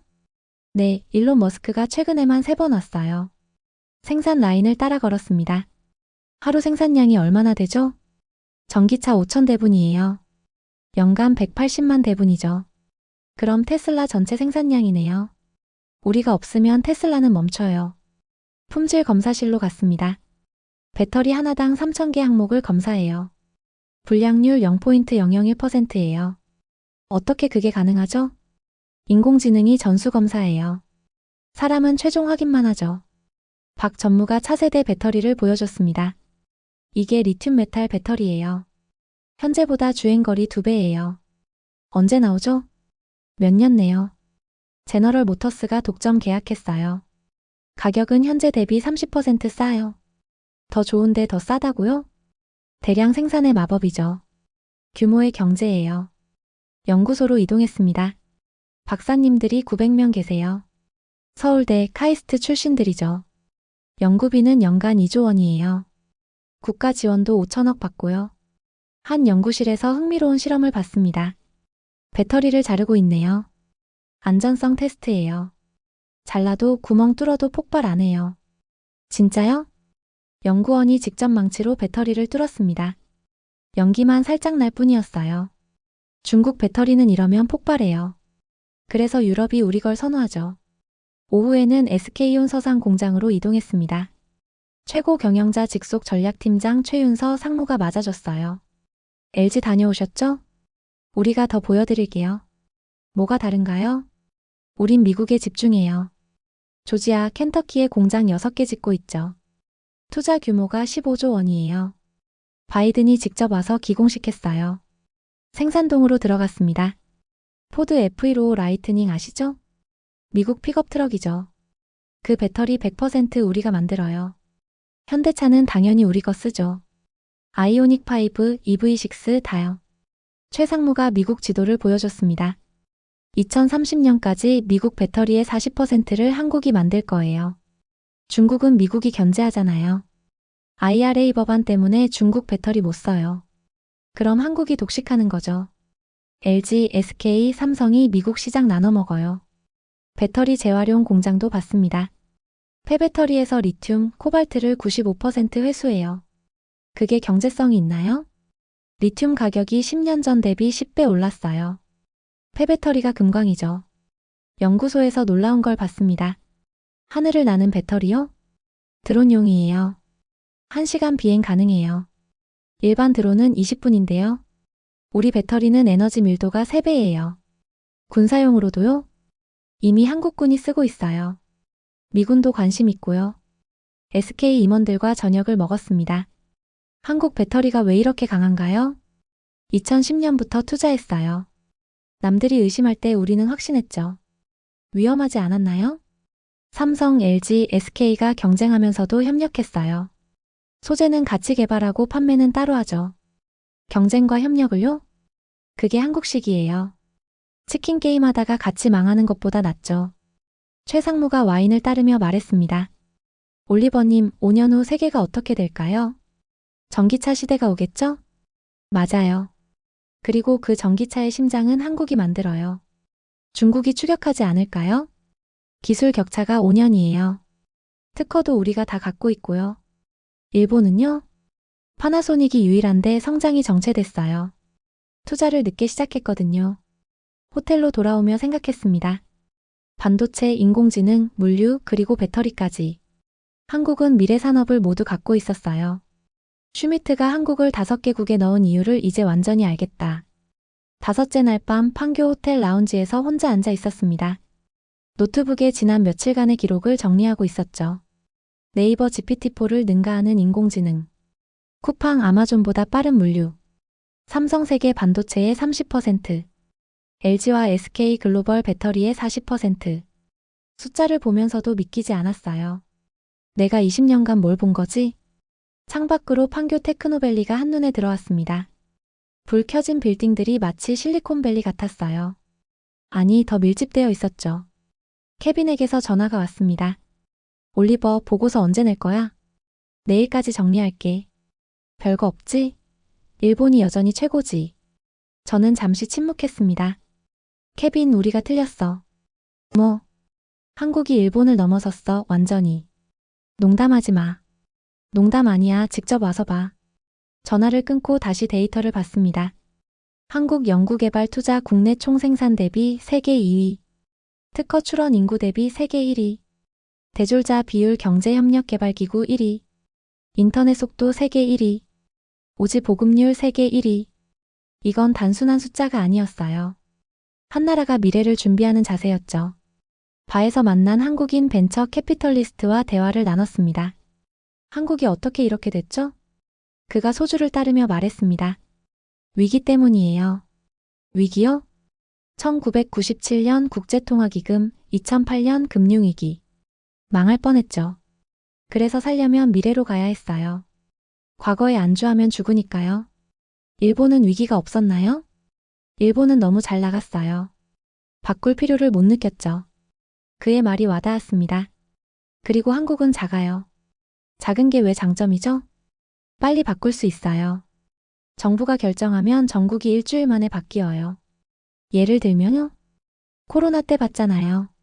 전 국민 마스크, 전 국민 검사, 전 국민 백신. 다 일주일이면 끝이에요. 미국은 몇 달 걸리는데요. 그게 차이예요, 속도. 한국은 세계에서 가장 빠른 나라예요. 새벽 2시 호텔 방으로 돌아왔습니다. 침대에 누워 천장을 보며 생각했어요. 도쿄를 그렇게 사랑했던 내가 이제 서울에 반했다니. 일본의 장인 정신도 대단하지만 한국의 역동성은 차원이 달랐어요. 일본이 완벽한 현재를 만든다면 한국은 미래를 창조하고 있었죠. 노트북을 다시 켰습니다. 보고서 제목을 썼어요. 한국 숨겨진 초강대국. 서론을 쓰기 시작했습니다. 우리는 20년간 잘못 봤다. 아시아의 미래는 일본이 아니라 한국에 있었다. 5천만의 작은 나라가 세계를 바꾸고 있다. 조용히 그러나 확실하게. 쓰다가 멈췄습니다. 이 보고서가 나가면 난리가 날 텐데. 월스트리트가 발칵 뒤집힐 게 뻔했어요. 하지만 진실을 말해야 했습니다. 새벽 5시까지 보고서를 완성했습니다. 마지막 문장을 썼어요. 에릭 슈미트가 옳았다. 한국은 인공지능 시대 5개 생존국이다. 아니, 어쩌면 세계국일지도 모른다. 미국, 중국, 그리고 한국. 저장 버튼을 누르는 순간 뭔가 역사적인 일을 한 기분이었어요. 아침 7시 보고서를 뉴욕으로 전송했습니다. 30분 후 최고 경영자에게서 전화가 왔어요. 올리버, 이거 진짜야? 네, 모두 제가 직접 확인한 사실입니다. 당장 이사회 소집이야. 화상으로 브리핑해. 그날 오후 골드만삭스 전 세계 파트너 200명 앞에서 발표했습니다. 한국을 재평가해야 합니다. 우리가 놓친 10년을 되찾아야 합니다. 질문이 쏟아졌어요. 일본보다 정말 앞서나요? 중국이 견제하지 않나요? 정치적 리스크는요? 하나씩 답했습니다. 발표가 끝나자 최고 경영자가 말했습니다. 올리버, 서울지사장 맡아줘. 그리고 한국 투자를 10배 늘려. 10배요? 아니다, 무제한이야. 좋은 건 다 사. 그 순간 제 인생이 바뀌는 걸 느꼈습니다. 한국에서 돌아온 지 일주일 후였습니다. 뉴욕 골드만삭스 본사 41층 대회의실. 전 세계 지사장들과 주요 펀드 매니저 300명이 모였습니다. 최고 경영자 데이비드 솔로몬이 직접 사회를 봤죠. 오늘은 아시아 전략을 전면 수정합니다. 올리버, 발표해주세요. 제가 연단에 섰습니다. 여러분, 우리는 10년간 엄청난 기회를 놓쳤습니다. 화면에 한국 주요 기업들의 시가총액 그래프가 떴어요. 2020년 대비 평균 상승률 400%. 같은 기간 일본은 150%입니다. 옹성거림이 들렸습니다. 한국을 K-팝과 드라마의 나라로만 알았다면 완전히 잘못 안 겁니다. 다음 슬라이드를 보여줬습니다. 삼성전자 시가총액 5천억 달러, 도요타 3천억 달러, LG에너지솔루션 2천억 달러, 파나소닉 300억 달러, 네이버 1,500억 달러, 라쿠텐 100억 달러. 장내가 조용해졌어요. 도쿄지사장 사토가 손을 들었습니다. 하지만 일본 국내 총생산이 한국의 3배입니다. 맞습니다. 하지만 성장률은 한국이 3배 높죠. 10년 후엔 역전될 수도 있어요. 런던 지사장이 질문했습니다. 유럽 투자자들이 관심 받을까요? 제가 준비한 슬라이드를 보여줬습니다. 이미 시작됐습니다. 노르웨이 국부펀드 한국 투자 500억 달러. 사우디 아람코 한국 정유 사업 투자 100억 달러. 독일 폭스바겐 한국 배터리 구매 계약 300억 달러. 재무 담당 임원이 물었습니다. 리스크는 어떻게 봐야 하나요? 북한 리스크는 과장됐습니다. 70년간 전쟁 없었고 한국인들은 신경도 안 써요. 중국 견제는 오히려 기회입니다. 미국이 중국 견제용으로 한국을 키울 겁니다. 최고 경영자가 끼어들었습니다. 올리버, 핵심만 말해. 우리가 뭘 사야 하지? 첫째, 한국 반도체 기업 전부. 둘째, 배터리 세계 사전부. 셋째, 플랫폼 기업 네이버, 카카오, 쿠팡. 넷째, 엔터테인먼트. 엔터테인먼트까지요? 하이브, SM, JYP, YG. BTS 아시죠? 하이브 시가총액이 100억 달러입니다. 디즈니 IP 사업부 수준이에요. 또 다른 파트너가 물었습니다. 일본 투자는 어떻게 하죠? 저는 잠시 망설였습니다. 일본을 사랑했던 제가 이런 말을 하다니. 줄여야 합니다. 일본은 과거, 한국은 미래입니다. 사토가 발끈했습니다. 그건 너무 극단적이야. 숫자를 보세요. 인공지능 특허, 오지 특허, 배터리 특허. 모두 한국이 앞섭니다. 경론이 1시간 넘게 이어졌습니다. 결국 최고 경영자가 결론을 내렸습니다. 아시아 펀드 1,000억 달러 중 500억을 한국으로, 일본은 300억으로 줄이고. 역사적인 결정이었습니다. 회의가 끝나고 최고 경영자가 저를 따로 불렀어요. 올리버, 서울지사를 아시아 본부로 격상시킬게. 도쿄를 대체하는 거야. 정말입니까? JP모건도 이미 그렇게 했어. 우리가 늦은 거지. 일주일 후 월스트리트 저널 1면에 기사가 났습니다. 골드만삭스 한국에 500억 달러 투자 선언. 기사가 나가자 도미노 현상이 시작됐습니다. 블랙록 최고 경영자 레리 핑크가 긴급 성명을 냈어요. 한국은 새로운 일본이다. 아니 그 이상이다. 모건 스탠리, JP모건, 시티그룹이 앞다퉈 한국 투자를 발표했습니다. 2주 만에 한국 코스피는 3,500에서 4,000을 돌파했어요. 더 놀라운 건 실리콘밸리 반응이었습니다. 구글이 삼성과 인공지능 칩 공동 개발 발표. 마이크로소프트가 네이버와 전략적 제휴. 아마존이 쿠팡 지분 20% 인수. 일론 머스크는 트위터에 썼어요. 테슬라 기가 팩토리 한국 곧 온다. 한 달 후 저는 서울로 이사했습니다. 여의도 IFC 65층에 새 사무실을 열었죠. 첫 출근 날 직원 200명이 모였습니다. 한국인 150명, 외국인 50명이요. 여러분, 우리는 역사를 쓰고 있습니다. 한국이 세계 금융의 새로운 중심이 될 겁니다. 창밖으로 한강이 보였습니다.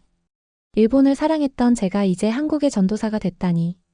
하지만 후회는 없었어요. 진실을 봤으니까요. 그날 밤 옛 동료 케빈이 전화했습니다. 올리버, 도쿄에서 난리야. 일본 기업들이 투자금이 다 한국으로 간대. 어쩔 수 없어, 시대가 바뀐 거야. 나도 한국 가봐야겠다. 와, 내 인생이 바뀔 거야. 전화를 끊고 서울 야경을 봤습니다. 네온사인이 반짝이는 이 도시가 세계의 미래라니. 20년 전엔 상상도 못했을 일이었죠. 서울에 온 지 석 달이 지났습니다. 여의도 사무실에서 아침 회의를 하고 있었어요. 오늘 삼성바이오 상장 주관사 확정됐습니다. 우리가 땄어요. 규모가 100억 달러. 한국 역사상 최대 기업 공개입니다. 믿기지 않았어요. 불과 석 달 만에 이런 딜을 따다니. 점심은 네이버 경영진과 했습니다. 올리버님, 우리 미국 법인 상장 검토 중이에요. 골드만삭스가 주관 맡아주실래요? 당연하죠. 나스닥 상장이면 시가총액 2천억 달러는 가능해요. 정말요? 로블록스가 500억인데 제페토가 그 절반 규모예요. 네이버 전체면 2천억 당연하죠. 오후엔 특별한 손님이 왔습니다. 워런 버핏의 오른팔 버크셔 해서웨이의 부회장이었죠. 올리버, 버핏이 한국에 관심 있대. 진짜입니까? 당신 보고서 읽었어. 한국이 새로운 일본이라고요. 그 이상입니다. 뭘 사야 하지? 삼성전자, LG, 포스코. 전통과 미래를 다 가진 기업들이죠. 그가 메모했습니다. 100억 달러 정도 투자할 생각이야. 버핏이 한국에 100억 달러라니. 세상이 정말 변했어요. 저녁엔 한국 정부 고위 관료들과 만찬이 있었습니다. 기획재정부 장관이 말했습니다. 올리버 대표님 덕분에 한국이 재평가받고 있어요. 감사합니다. 제가 한 건 진실을 말한 것뿐이에요. 한국 정부도 지원할게요. 뭐든 필요하면 말씀하세요. 금융 규제 좀 풀어주세요. 너무 보수적이에요. 검토하겠습니다. 한국을 아시아 금융 허브로 만들 겁니다. 일주일 후 놀라운 뉴스가 떴습니다. 애플 한국의 연구개발센터 설립. 투자 규모 50억 달러. 팀 쿡이 직접 서울에 왔어요. 기자회견에서 그는 말했습니다. 한국은 혁신의 나라입니다. 애플의 미래가 여기 있어요. 연쇄 효과가 시작됐습니다. 엔비디아 한국인공지능 연구소 설립. 메타 한국 메타버스 센터 오픈. 테슬라 울산 기가 팩토리 착공. 코스피는 5천을 돌파했고 원화는 달러당 1,000원까지 강세를 보였어요. 한국 부동산도 들썩였습니다. 판교 땅값이 석 달 만에 30% 올랐어요. 강남은 50% 올랐대요. 하지만 가장 놀라운 변화는 사람들이었습니다. 젊은이들의 표정이 밝아졌어요. 희망이 생긴 거죠. 한국에도 기회가 있구나. 해외 안 나가도 되겠어. 우리나라가 이렇게 대단했어. 택시 기사님이 말했습니다. 요즘 외국인들이 정말 많이 와요. 다들 한국 보러 온대요. 어떤 기분이세요? 자랑스럽죠. 우리가 이렇게 대단한 나라였나 싶기도 하고요. 석 달 전에 저를 돌아봤습니다. 일본만 보던 제가 한국의 전도사가 됐죠. 20년 경력이 석 달 만에 뒤집혔어요. 하지만 이게 진실이었습니다. 한국은 정말로 미래였거든요. 그런데 그때였습니다. 제 인생에서 가장 큰 반전이 찾아왔어요. 어느 토요일 아침 사무실에서 혼자 일하고 있었습니다. 갑자기 전화가 울렸어요. 올리버 대표님? 네, 누구십니까? 삼성전자 이재용 회장실입니다. 회장님께서 내일 비공식 면담을 원하십니다. 심장이 두근거렸습니다. 삼성 회장이 저를요? 물론입니다. 언제 어디로 갈까요? 내일 오전 10시 용산 삼성타워. 비밀 유지 부탁드립니다. 다음 날 아침 저는 삼성타워에 도착했습니다. 전용 엘리베이터를 타고 70층으로 올라갔어요. 회장실은 예상보다 소박했습니다. 이재용 회장이 직접 나와 맞아줬어요. 올리버 대표님 와주셔서 감사합니다. 영광입니다, 회장님. 커피 드실까요? 네, 감사합니다. 그가 직접 커피를 내렸습니다. 놀라셨죠? 제가 직접 커피 내리는 거. 조금요. 저는 검소함을 믿습니다. 그게 삼성이 살아남은 이유죠. 창밖으로 서울 전경이 보였습니다. 올리버 대표님, 당신 보고서 읽었어요. 한국에 대한 애정이 느껴지더군요. 감사합니다. 하지만 한 가지 놓친 게 있어요. 뭡니까? 그가 진지한 표정을 지었습니다. 한국의 진짜 힘은 기술이 아닙니다. 그럼 뭡니까? 사람이에요. 회장이 태블릿을 보여줬습니다. 한국 교육수준 경제협력개발기구 1위. 대학 진학률 70%. 영어 구사자 비율 80%. 해외 유학생 수 50만 명. 그들이 돌아와 한국을 바꾸고 있어요. 실리콘밸리에서 일하다 온 엔지니어들이요. 월스트리트에서 돌아온 금융 전문가들이요. 제가 깨달았습니다.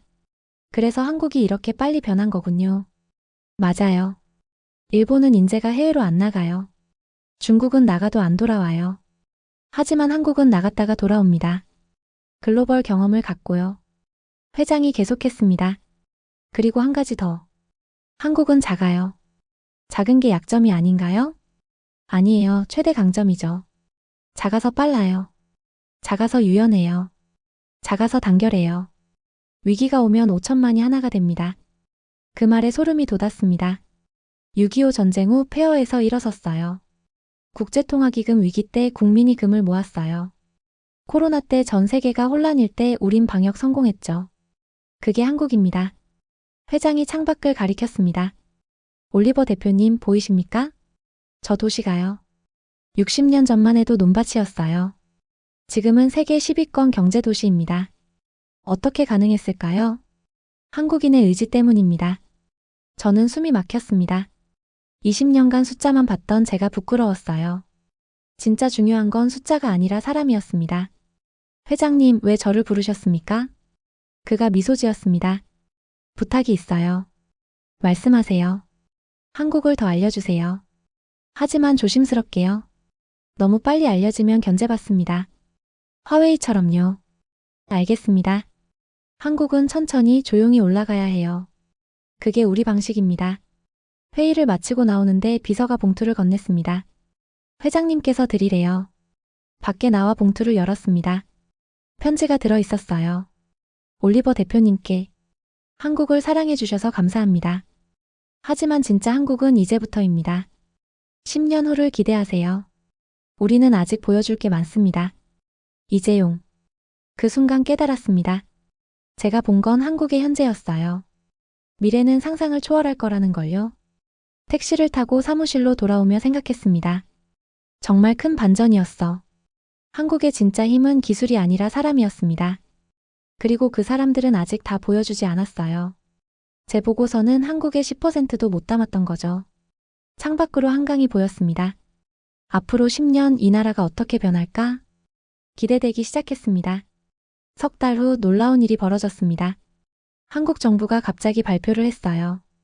대한민국 국가인공지능 전략 발표. 향후 10년간 100조 원 투자. 100조 원이요? 약 800억 달러였습니다. 전 세계가 놀랐어요. 더 놀라운 건 계획의 내용이었습니다. 전 국민 인공지능 교육. 초등학교부터 대학까지 필수 과목. 모든 공공 서비스 인공지능화. 인공지능 반도체 자금률 100%. 이건 단순한 투자가 아니었어요. 국가 전체를 인공지능 강국으로 만드는 계획이었죠. 기획재정부 장관이 기자회견에서 말했습니다. 한국은 인공지능 시대의 선도 국가가 될 것입니다. 우리는 이미 준비를 마쳤습니다. 그 말에 전 세계 언론이 들썩였어요. 한국 인공지능 강국 선언. 조용한 거인이 깨어났다. 다음 초강대국은 한국? 뉴욕에서 케빈이 전화했습니다. 올리버 봤어? 한국이 완전히 미쳤어. 미친 게 아니야, 진심이야. 이거 진짜 되는 거야? 당연하지. 한국은 말하면 해. 항상 그랬어. 제가 맞았습니다. 일주일 후 삼성이 발표했어요. 차세대 인공지능 칩 개발 완료. 엔비디아 H100 대비 성능 2배. 전력 소비 절반. 시장이 폭발했습니다. 삼성전자 주가가 하루 만에 20% 올랐어요. 엔비디아는 15% 떨어졌죠. 일론 머스크가 트위터에 썼습니다. 한국 칩 테스트했다. 게임 체인저다. 테슬라 전량 전환 검토 중. 그 다음 주 네이버가 발표했어요. 하이퍼클로바 3.0 공개. GPTO를 넘어섰습니다. 28개 언어 지원. 실시간 학습 가능. 실리콘밸리가 충격에 빠졌습니다. 오픈 인공지능 최고 경영자가 긴급 성명을 냈어요. 한국과 협력하지 않으면 뒤처진다. 구글, 마이크로소프트, 메타가 앞다퉈 한국행을 발표했습니다. 그 다음 달 현대차가 발표했어요. 완전 자율주행 레벨 5 달성. 세계 최초. 내년부터 양산. 테슬라조차 아직 레벨 3인데 말이죠. 일론 머스크가 다시 트위터에 썼습니다. 한국이 우릴 추월했다. 인정한다. 협력하고 싶다. 6개월이 지났습니다. 제 사무실에는 전 세계에서 문의가 쏟아졌어요. 한국 기업 어디에 투자해야 하나요? 한국 부동산 사도 될까요? 한국의 법인 세우려면 어떻게 하나요? 저는 하루에 10개 이상 미팅을 했습니다. 어느 날 저녁 케빈이 서울에 왔어요. 올리버, 내가 옳았어. 일본이 아니라 한국이었어. 내가 20년간 뭘 본 거야? 우리 모두 그랬어. 이제 어떻게 해야 하지? 투자해, 지금 당장. 늦었어? 아니야, 이제 시작이야. 한국은 아직 보여줄 게 많아. 그날 밤 남산타워에 올라갔습니다. 서울 야경이 한눈에 들어왔어요. 수백만 개의 불빛이 반짝이고 있었죠. 1년 전만 해도 저는 이 도시를 몰랐습니다. 20년간 도쿄만 봤었죠. 하지만 지금은 알아요. 여기가 미래라는 걸요. 옆에 서 있던 한국인 할아버지가 말했습니다. 외국분이세요? 네, 미국에서 왔어요. 한국 어때요? 놀랍습니다. 이렇게 대단한 나라인 줄 몰랐어요. 할아버지가 웃었습니다. 우리도 몰랐어요. 그냥 열심히 살았을 뿐인데요. 어느새 이렇게 됐네요. 그 말이 가슴에 와닿았습니다. 한국인들은 자랑하지 않았어요. 그냥 묵묵히 일했죠. 그리고 어느새 세계를 바꿨습니다. 핸드폰이 울렸어요. 뉴욕 본사에서 긴급 화상회의 요청이었습니다. 올리버, 큰일 났어. 뭔데요? 중국이 한국 기업 인수 시도하고 있어. 막아야 해. 달려 내려가며 생각했습니다. 이제 진짜 전쟁이 시작됐구나. 한국을 차지하기 위한 전쟁 말이죠. 그날 밤 긴급회의가 소집됐습니다. 미국 국무부, 재무부, 골드만삭스, JP모건. 모두 화상으로 연결됐어요. 국무부 차관이 말했습니다. 중국이 한국 반도체 기업 인수를 시도하고 있습니다. SK하이닉스가 목표예요. 절대 안 됩니다. 한국 정부는 뭐래요? 거부했습니다. 하지만 중국이 1,000억 달러를 제시했어요. 1,000억 달러라니요. 한국이 버틸 수 있을까요? 제가 말했습니다. 버틸 겁니다. 한국은 돈으로 안 움직여요. 무슨 근거로요? 제가 1년간 보고 느낀 겁니다. 한국인들은 자존심이 강해요. 특히 기술에 관해서는요. 재무부 장관이 끼어들었습니다. 우리가 지원해야 합니다. 한국을 확실한 동맹으로 만들어야 해요. 어떻게요? 한미 기술 동맹. 반도체, 인공지능, 배터리. 모든 핵심 기술을 공유합니다. 그 대신 중국과 거래를 끊게 하는 거죠. 대담한 제안이었습니다. 회의가 끝나고 저는 한국 정부 관계자를 만났습니다. 산업통상자원부 장관이었어요.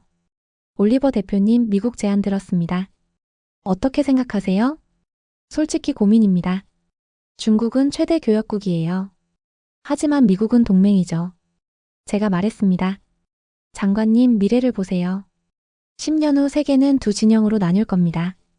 미국과 중국. 한국은 어디에 서야 할까요? 장관이 한숨을 쉬었습니다. 알아요. 하지만 쉬운 결정이 아니에요. 경제의 30%가 중국인데요. 그래도 기술이 더 중요합니다. 중국이 한국 기술 가져가면 끝이에요. 한국의 가치가 사라지죠. 장관이 고개를 끄덕였습니다. 대통령께 보고하겠습니다. 일주일 후 한국 정부가 결정을 발표했습니다. 대한민국은 미국과 포괄적 기술 동맹을 체결합니다. 반도체, 인공지능, 배터리, 바이오. 모든 첨단 기술을 공유합니다. 중국과의 핵심 기술 거래는 중단합니다. 중국이 즉각 반발했습니다. 한국은 대가를 치를 것이다. 경제 보복을 각오하라. 실제로 중국이 한국 제품 수입을 제한하기 시작했어요.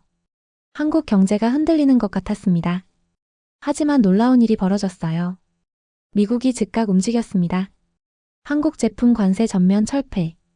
한국 기업 미국 투자 전폭 지원. 한국을 최우선 동맹국으로 격상. 유럽도 가세했습니다. 유럽연합 한국과 자유무역협정 확대. 한국 기업 유럽 진출 적극 지원. 일본조차 태도를 바꿨어요. 한일 기술 협력 강화. 과거를 넘어 미래로. 석 달 만에 한국은 중국 의존도를 30%에서 15%로 줄였습니다. 대신 미국, 유럽, 동남아시아 수출이 폭발했어요. 경제는 오히려 더 성장했습니다. 중국의 보복이 한국을 더 강하게 만든 거죠. 제 사무실로 한국 기업 최고 경영자들이 찾아왔습니다. 올리버 대표님 감사합니다. 미국 시장 진출을 도와주세요. 유럽도 부탁드립니다. 저는 하루 종일 미팅을 했습니다. 삼성, LG, SK, 현대, 네이버, 카카오, 쿠팡. 모두 해외 진출을 원했어요. 그리고 저는 그들을 도왔습니다. 1년이 지났습니다. 한국은 완전히 달라져 있었어요. 국내 총생산 세계 7위로 상승. 1인당 소득 5만 달러 돌파. 인공지능 특허 세계 2위. 기술 무역 수지 1,000억 달러 흑자. 더 놀라운 건 사람들의 변화였습니다. 우리가 이렇게 대단했어? 한국이 자랑스러워. 해외에서 한국인이라고 하면 부러워해.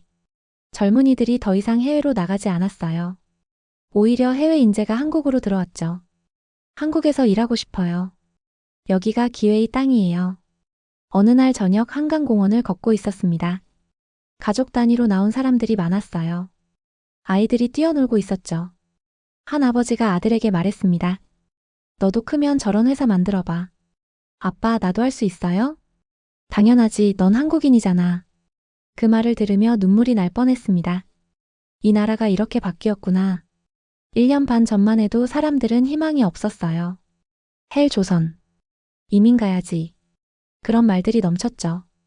하지만 지금은 달랐습니다. 한국이 최고야. 여기가 미래야. 저도 이제 한국인이 되고 싶었습니다. 아니, 이미 마음은 한국인이었어요.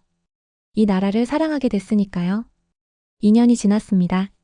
어느 날 아침 저는 특별한 제안을 받았습니다. 한국 정부로부터였어요. 올리버 대표님께 명예시민권을 드리고 싶습니다.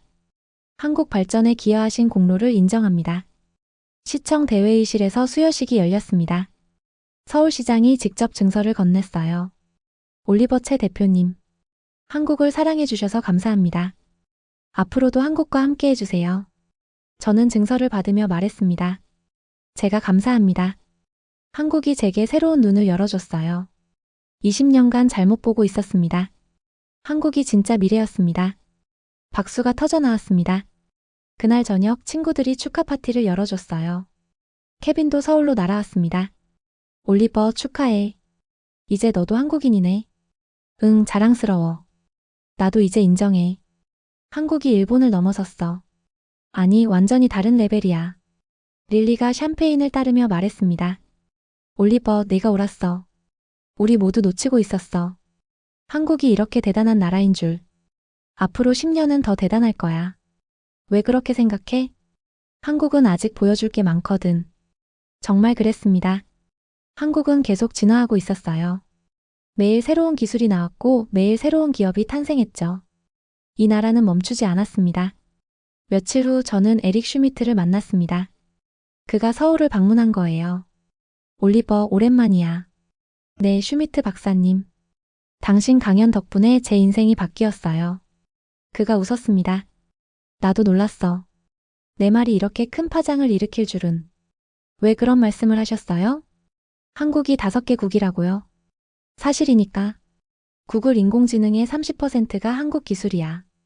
우리가 숨기고 있었지. 왜요? 중국 때문이지. 한국이 너무 강해지면 중국이 견제할 거야. 그래서 조용히 키운 거야. 이제는요? 이제는 숨길 수 없어. 한국이 너무 커졌거든. 우리는 남산타워에 올라갔습니다.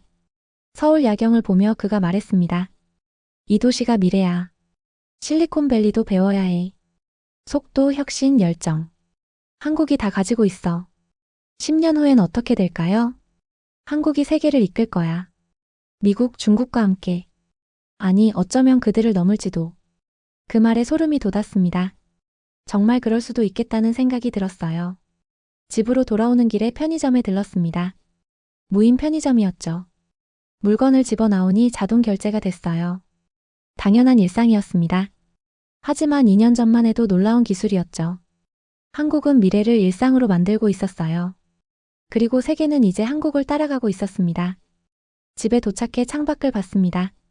한강이 반짝이고 있었어요. 2년 전 저는 도쿄만 보고 있었습니다. 하지만 지금은 서울이 제 집이에요. 한국이 제 미래입니다. 그리고 한국은 세계의 미래였죠. 핸드폰에 메시지가 왔습니다. 골드만삭스 본사에서였어요. 올리버, 아시아 총괄 맡아줘. 서울이 본부다. 도쿄는 지사로 격하한다. 역사가 바뀌는 순간이었습니다. 20년간 아시아 금융의 중심이었던 도쿄가 이제 서울에게 자리를 내줬습니다. 저는 창밖을 보며 생각했습니다. 에릭 슈미트가 옳았다. 한국은 인공지능 시대의 승자다. 조용히 준비해온 나라. 이제 그들의 시대가 왔다. 지금까지 골드만삭스 아시아 총괄 올리버 체의 놀라운 이야기를 들려드렸습니다. 20년간 일본만 보던 월스트리트 최고 전문가가 단 일주일 만에 한국의 진짜 모습을 발견했죠. 그리고 그의 한마디가 세계를 바꿨습니다. 한국이 미래다. 여러분, 이 이야기가 허구 같으신가요? 하지만 이건 현실입니다. 지금 이 순간에도 한국은 조용히 세계를 바꾸고 있어요. 우리가 당연하게 여기는 일상이 사실은 세계 최고 수준이었습니다.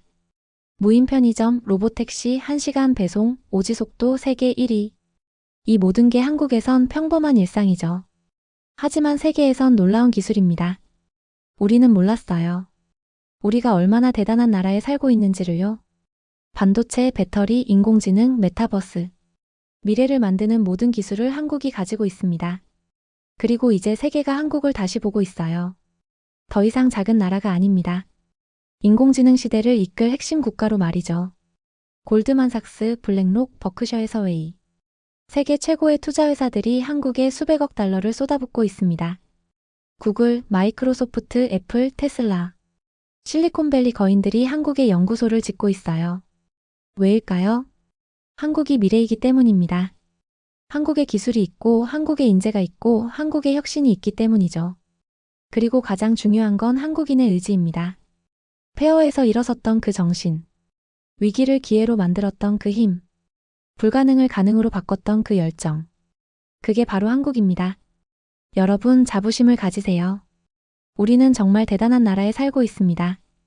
10년 후 세계는 한국을 어떻게 볼까요? 미국, 중국과 어깨를 나란히 하는 기술 강국. 어쩌면 그들을 넘어서는 혁신의 선도국. 그게 바로 대한민국의 미래입니다. 그리고 그 미래는 이미 시작됐어요. 조용히 그러나 확실하게 말이죠. 이 놀라운 이야기를 더 많은 사람들과 나누고 싶다면 공유 부탁드립니다. 세계가 놓친 한국의 진짜 모습을 알려주세요. 다음에도 더 감동적인 이야기로 찾아뵙겠습니다. 구독과 좋아요, 알림 설정도 잊지 마세요. 여러분의 작은 관심이 더 좋은 콘텐츠를 만드는 힘이 됩니다. 지금까지 마음의 소리 TV였습니다. 감사합니다.